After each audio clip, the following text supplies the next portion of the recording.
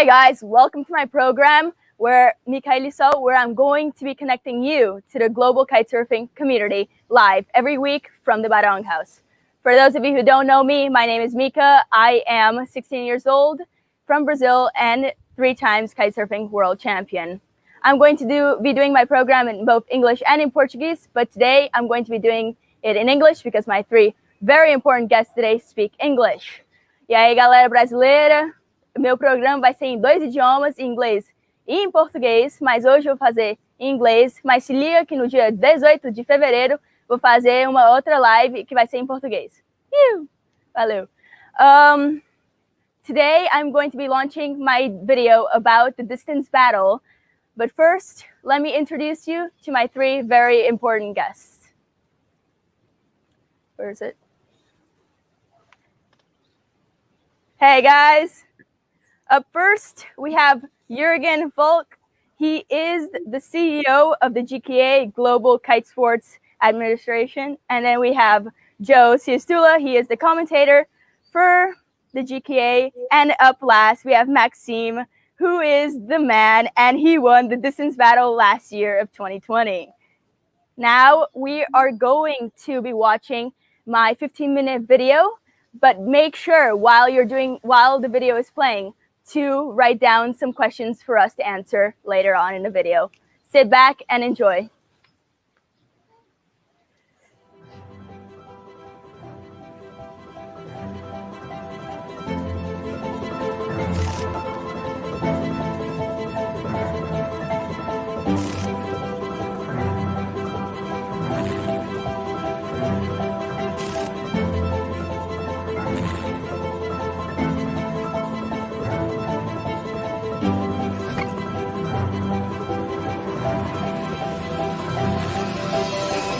Campeonato mundial que não vai ter esse ano por causa da corona, não posso viajar.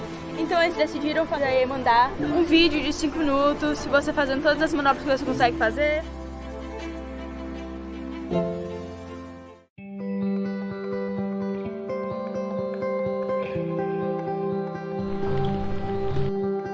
Se não usa essa aqui, O olho dele é azul.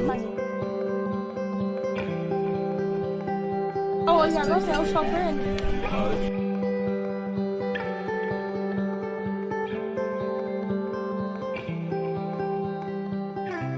Então eu tô aqui no Preá fazendo essa coisa de Long Distance Battle, que é da GK, o meu campeonato. E tô aqui fazendo aqui com o Fábio, ele tá ali pronto pra filmar. E esse ano não podia fazer muitas coisas porque dessa coronavírus.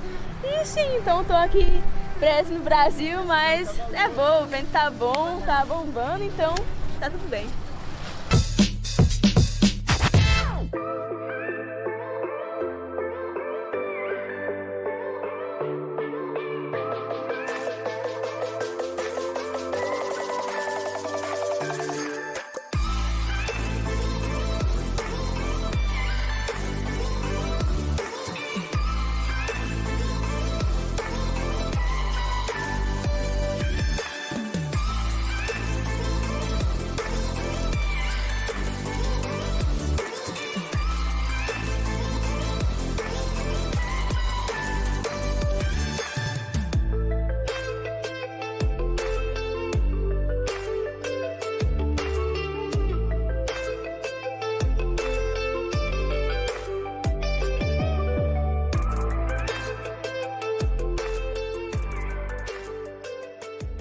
Aqui é o paraíso do kite. E o vento é bom o ano inteiro, mas a melhor temporada é a partir de agosto até dezembro. O vento fica muito forte, com 40 até 50 nós. Eu só venho aqui só pra treinar o strapless freestyle, que é muito bom, o vento tá muito forte. Então eu tô aqui na pousada dos meus pais. Eu não morava aqui toda a minha infância, que aqui era na minha casa, mas agora é uma escola de kite. Eu lembro meu quarto era ali, esse aqui era o quarto dos meus pais, mas agora mudou tudo. E eu sempre queria velejar, mas meus pais pensavam que era muito perigoso e eles não me deixaram, mas finalmente quando eu tinha 8 anos, eles, tá bom, você pode entrar na água, e desde isso eu acho que eu não saí da água não. E a gente viu desde o primeiro momento que ela começou a desenvoltura dela, né? de agilidade, de pegar as manobras rápido e aprendendo. E é hoje nossa tricampeã mundial, né? Meu pai não me ensinou, ele ficava com muito medo, que ele sofreu um acidente de kite, aí ele falou, se eu vou na praia eu tenho um ataque de coração, porque eu não posso te olhar.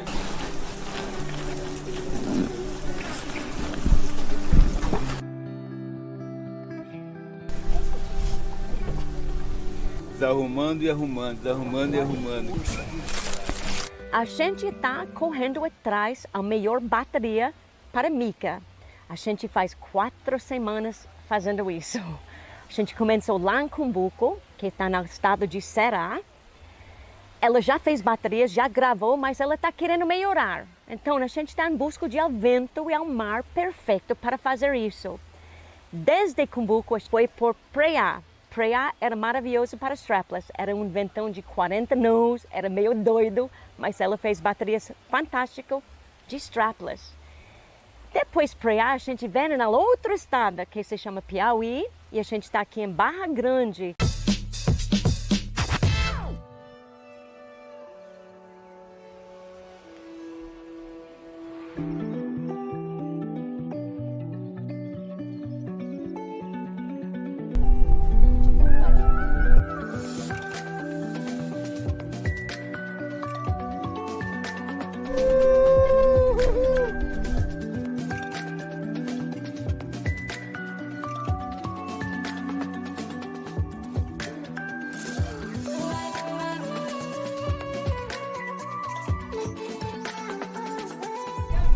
Vou dar 5 minutinhos pra Mika pra ela dar o gás aí pra... Viu?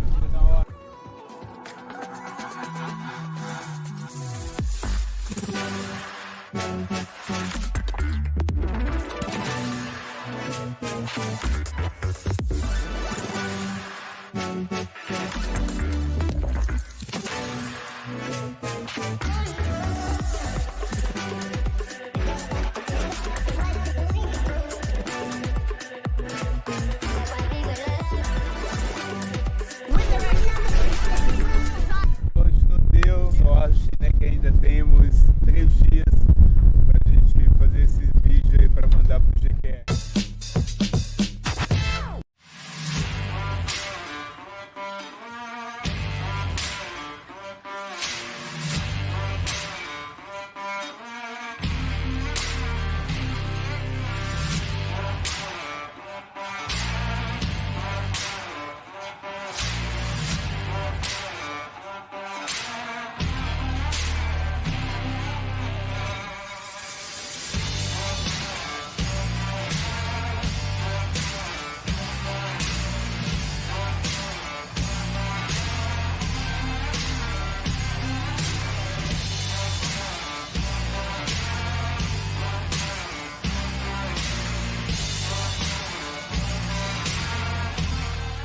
Pra esquerda, mas pra direita tava bom, pegamos um montão de clipes lá e foi irado. Foi aqui, nesta pousada BGK, onde tinha esta competição mundial em setembro de 2014. Mika tinha 9 aninhos. É a primeira locação que Mika competia, até na profissional. Então, para nós, este lugar é especial porque ela começou a carreira de Mika mesmo. Depois, ao PQRA, a Mika ganhou patrocinadores, começou a competir ao Júnior. Com 13 anos, ela entrou na Pro mesmo. Ela entrou e ganhou o primeiro mundial. Agora mesmo, a gente esperando a maré entrar um pouco mais, o vento girar para gravar mais uma bateria para ver se isso não seja a bateria da campeão.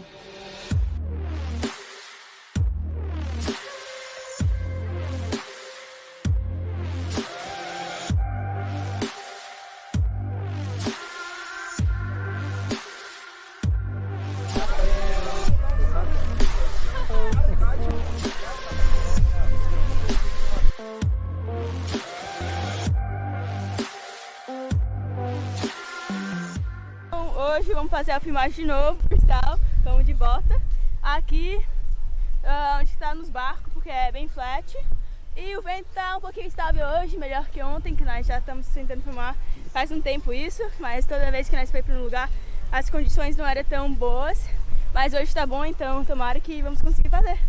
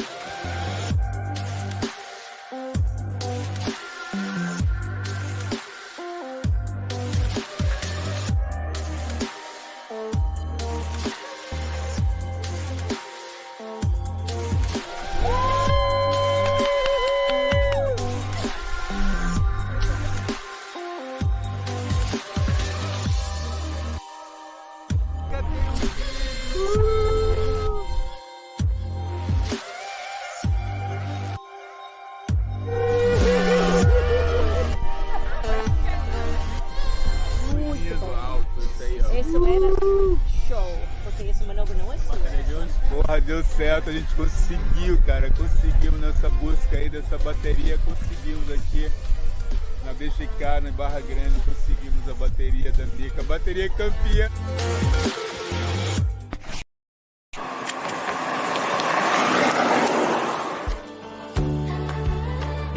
65 dias de kite rock and roll.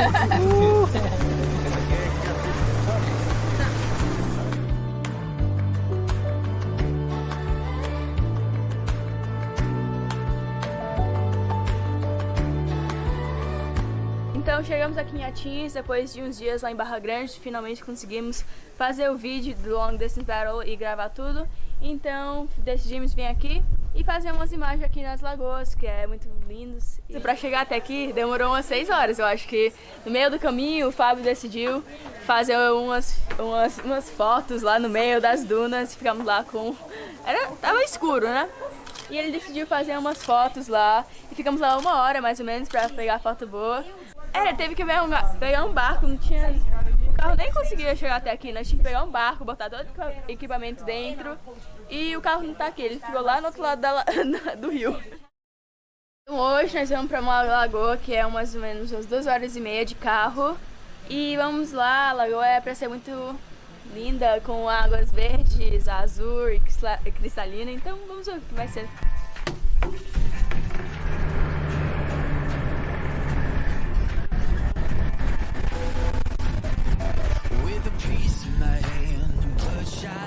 I walked to the water for a last goodbye. He begged so much, it clouded my mind. One thing's clear, the man's gotta die. But it makes right, so he said, when he held all the keys over our head. I lived in that grip, but now he'll learn at the end with the tables turned.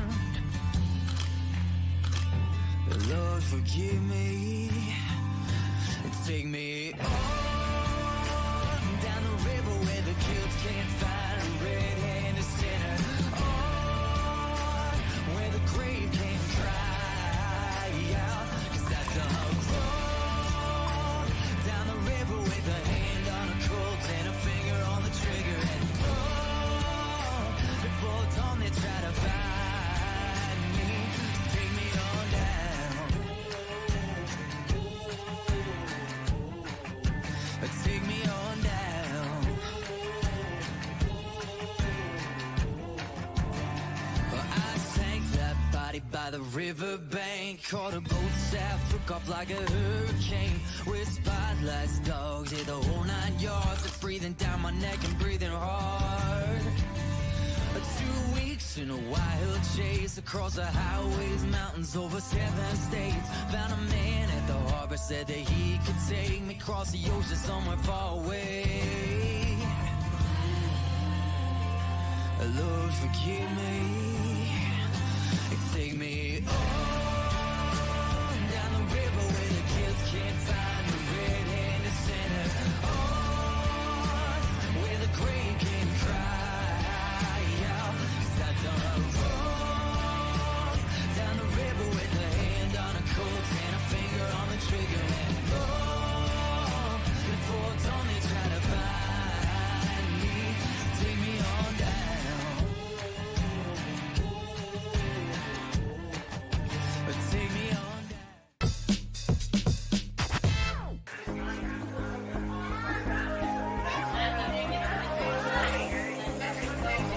Thank you. Thanks, Tyler. Take care. Bye. Thank you, Joe. That was super sick. Super glad we were able to do this. And yeah, can't wait for the next time. To start off the heat, I mean, if Rita...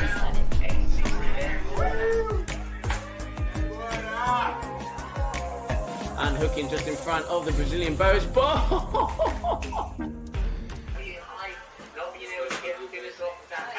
That front to blind, it was a bit more inverting that rotation. And Mika, look how close that's unfortunately not being able to get the power she wanted there. There's the grab. Okay, and it is from Brazil, Mikaili, our champion, coming onto the screen. Mika.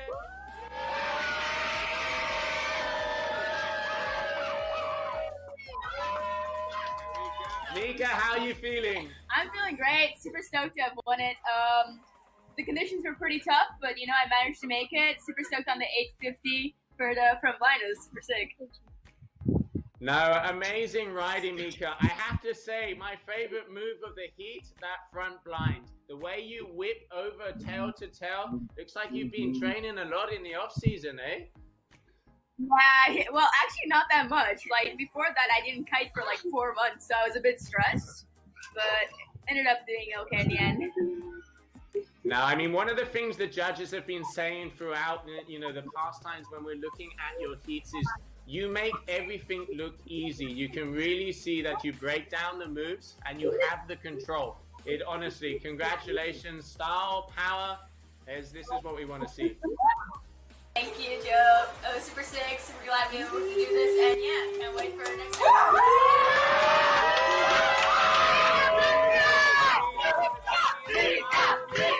Thank you, guys. Congrats, Mika. Thanks.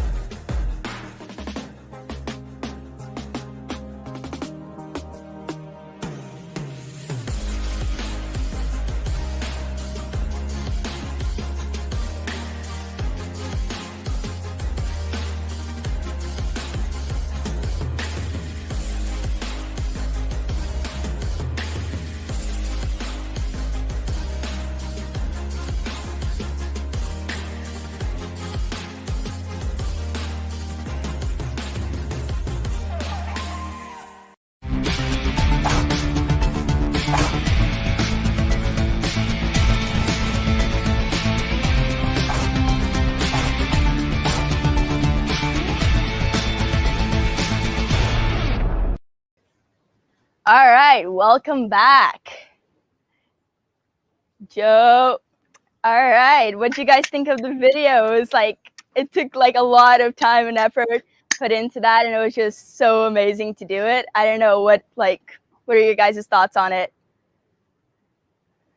I thought it was great, Mika. Those were some good times, and like to have been doing that through the distance battle with you, seeing it through the screen, and then seeing the whole behind the scenes with your mum, the little bro, and the family, and the effort you put to get in all those recordings. I know that couldn't be easy, but it was cool to be in that journey with you and to see the behind the scenes. Awesome work. Actually, the video, like to get into like the national park, we had to get a government like signed paperwork to be even able to go in with the cars and stuff, because it's illegal. Like you're not allowed to, it's forbidden, you know? So that took a lot of time and effort to do that, which was really, really cool in the end. Wonderful pictures. And I made one big mistake, that I left Brazil at the end of November to get locked up in Germany in cold, rainy weather without any enjoyment and on the water. That was a mistake. And these pictures and this movie was so wonderful. I have to go back to Brazil as soon as possible. You should, for sure. Damn, it was pretty good, Mika. I would like to do the same video, actually. My distance battle filming was also kind of a mission and no, that was my idea. Yeah. Max. Good job. Okay, Jørgen. Tell us a little bit about yourself. How did you become involved in the GKA? And how did you come up with the idea of doing the distance battle? Well, that's two very different questions. The GKA was founded in 2014, so quite a long time ago.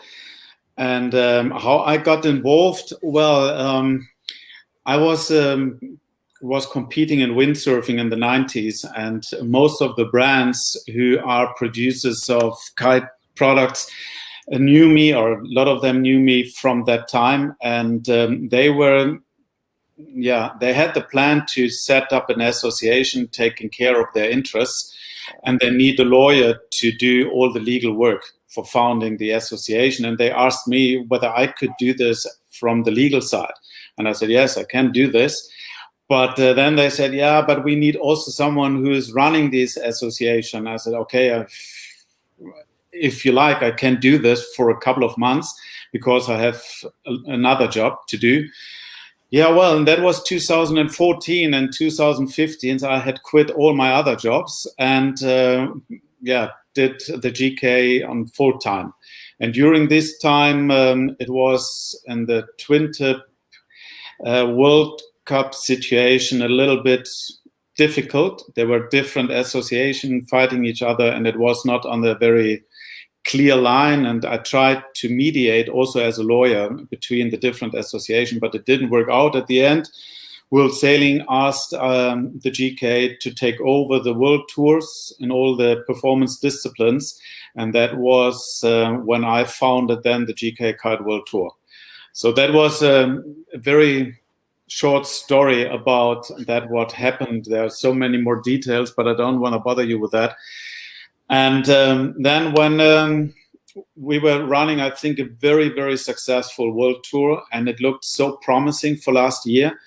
We had so many events confirmed, and for the very first time, we had confirmed events right at the beginning of the year, which would have given the all the athletes the perfect way of doing the plannings for the events, for the shootings, for everything.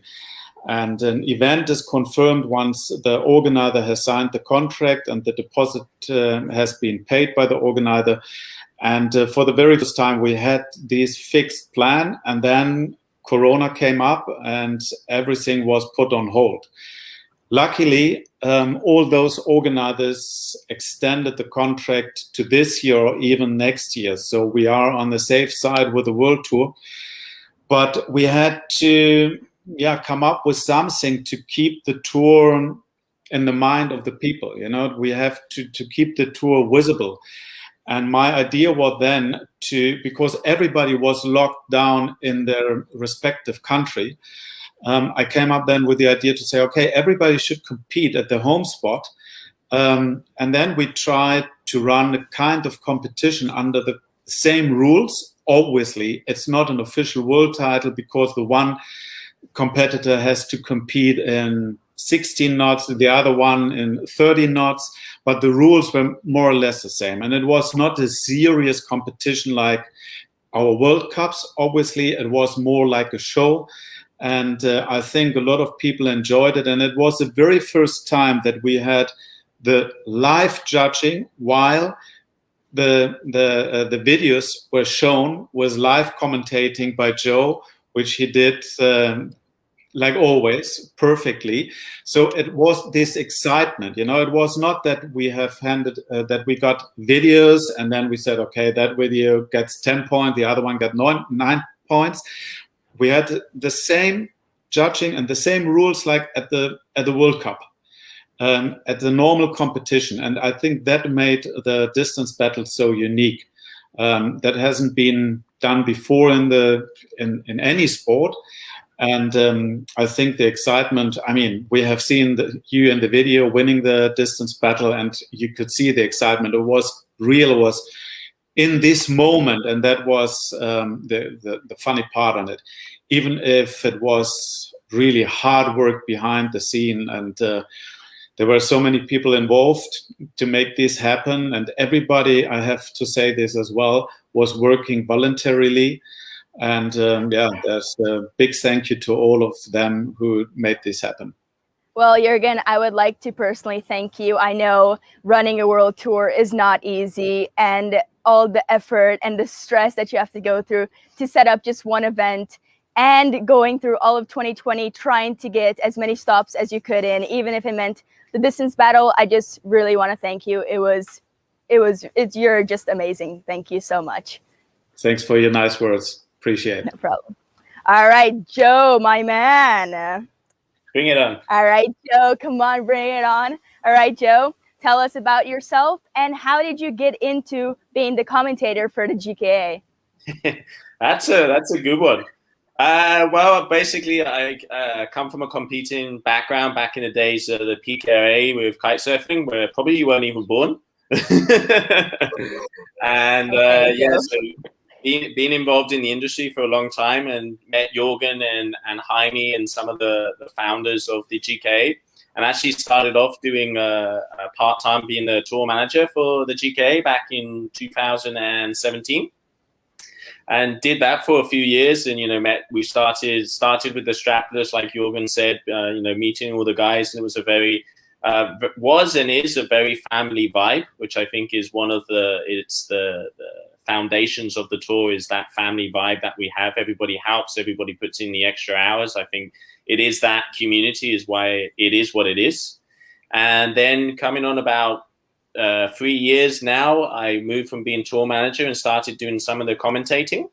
And to be honest, fell in love with it. I mean, you guys and girls know me. I love to talk. So they gave me That's an understatement, guys. That's a little bit of an understatement. Actually, I have this video that I'm going to show you guys. This is Joe's highlight moment of 2020. He even won the Whaley Award for it. Let's roll it.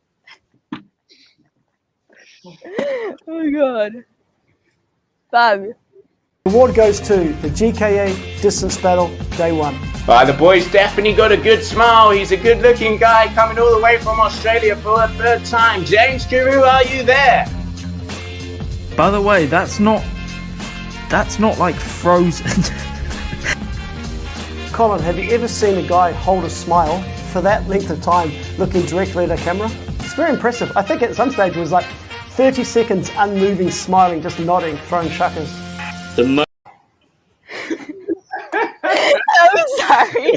I'm sorry, Joe. I just had to put that in. Technical difficulties. What can you do about it? But actually, seriously, guys, Joe here is the man for the job. He is the best commentator you could find. He knows how to get the crowd riled up. He knows his tricks. He knows how to explain it. And he's just such a good person. Everyone on tour just absolutely adores him.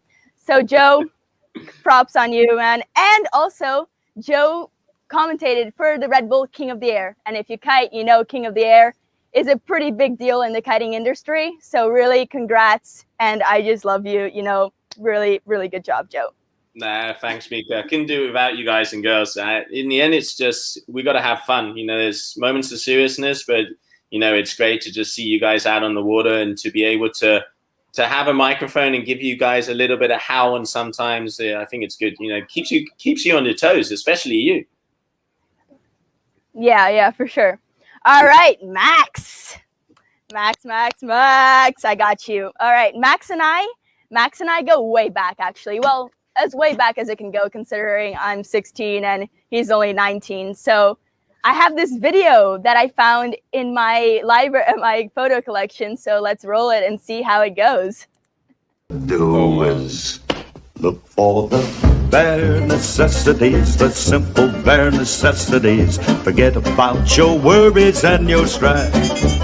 I mean the bare necessities are Mother Nature's recipes that bring the bare necessities of life.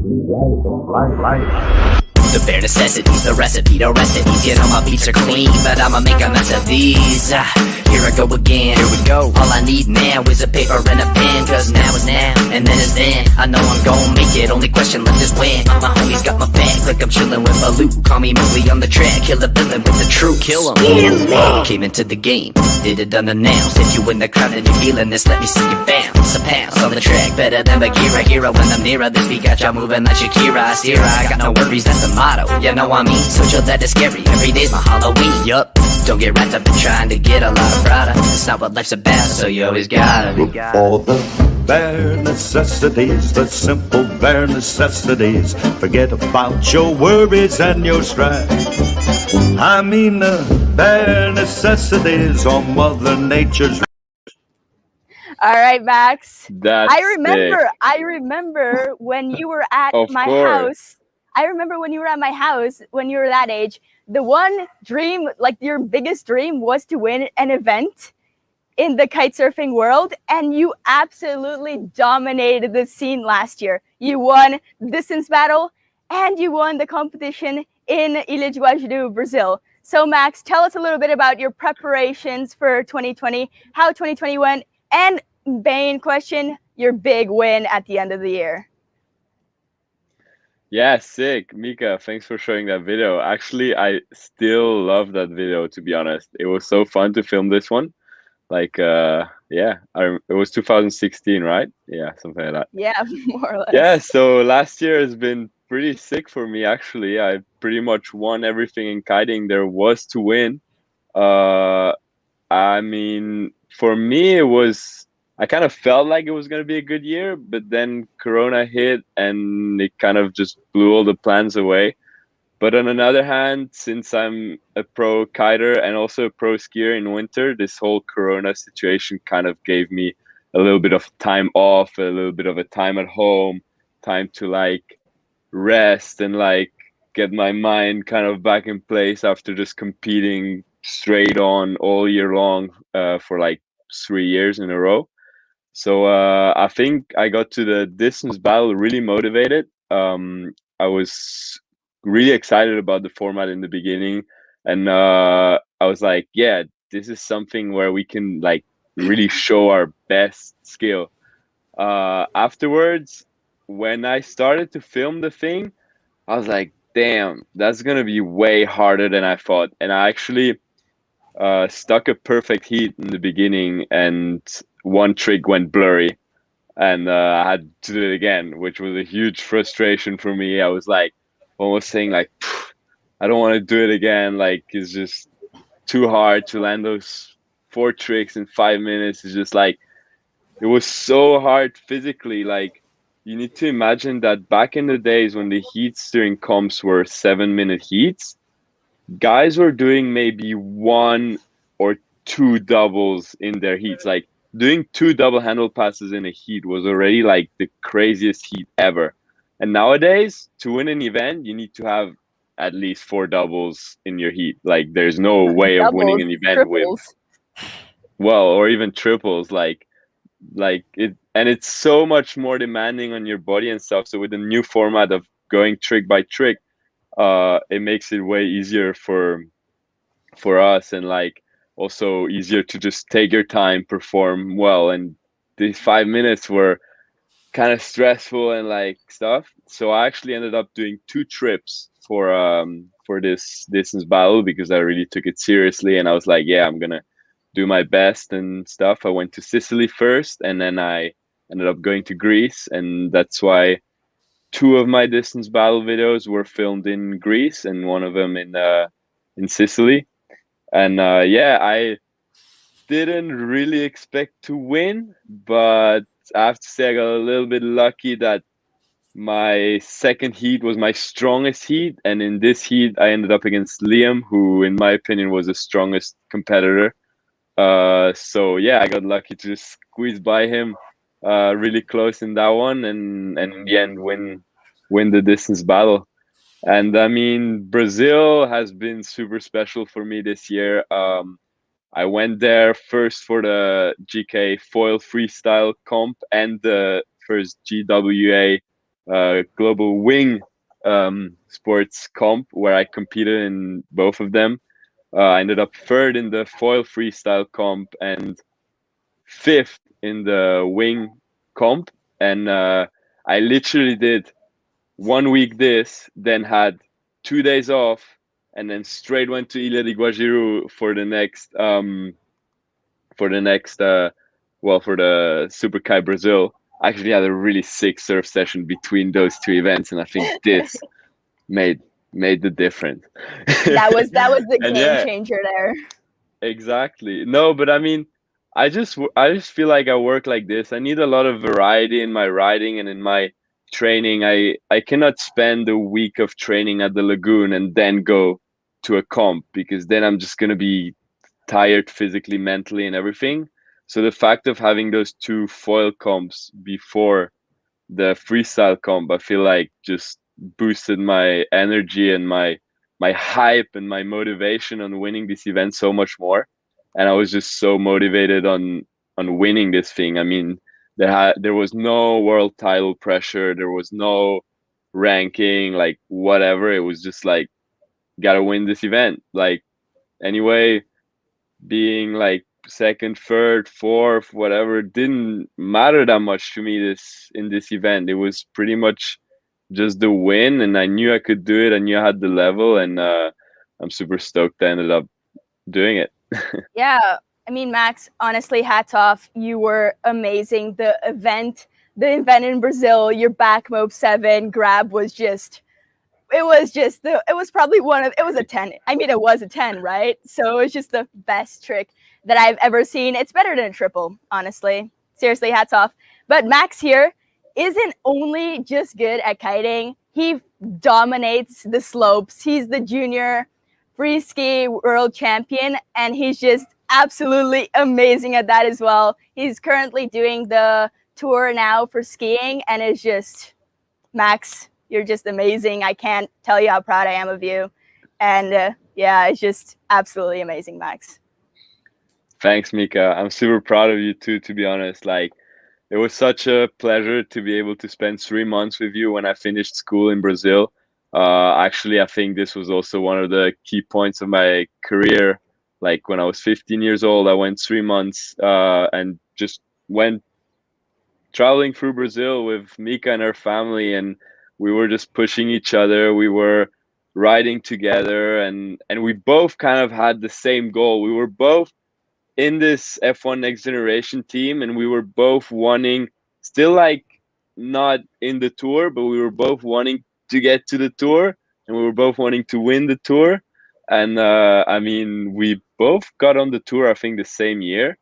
And then, I mean, Mika ended up winning the first year, and I'm still looking for my win, but I'm really confident. You'll get it, Max. That You're I can gonna get it for sure. And yeah, and I mean, yeah, I mean, good things are happening at the moment, and I'm super stoked about it. And Mika, I'm proud of you as well. Really sick, and yeah, hope to see you very soon.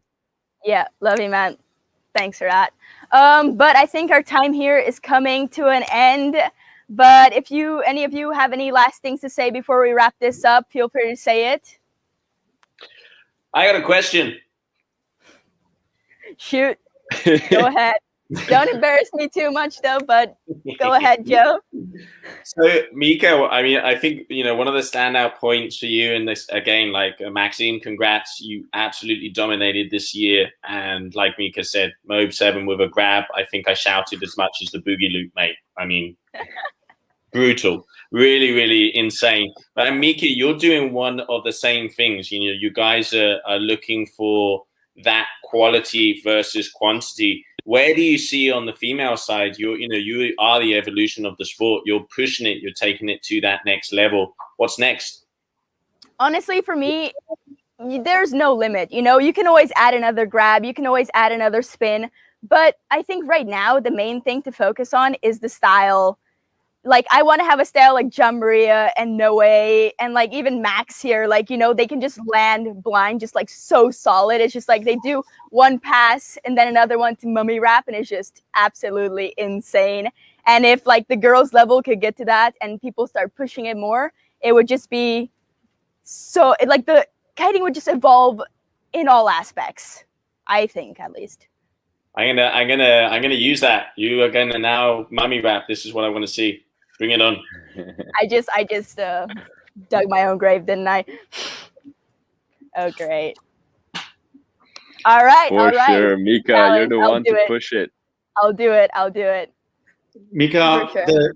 because I have seen some question, I just like we talked about the distance battle and about the events. I mentioned this in before.